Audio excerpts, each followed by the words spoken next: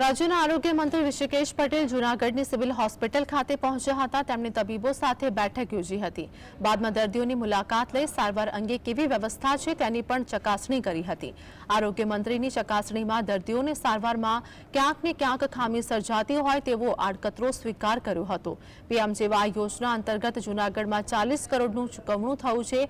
તેની તપાસમાં 1400 જેટલા દર્દીઓની રૂબરૂ મુલાકાત કરી અને તેમાં નાની મોટી ખામીઓ સામે આવી છે। તો હજુ પણ તેની ઊંડાણપૂર્વક તપાસ થશે।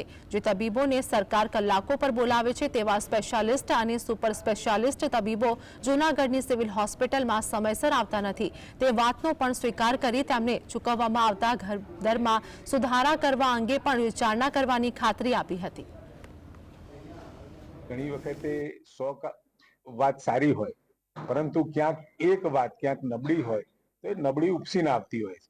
એટલે એકંદરે દર્દીઓના હિતમાં રાજ્ય સરકારના આદરણીય નરેન્દ્રભાઈના સમયથી હેલ્થ કેરને અને એજ્યુકેશનને ખૂબ પ્રાયોરિટી અને તવજ્જો આપી અને ગુજરાત રાજ્યમાં ખૂબ સારું કામ થયું છે।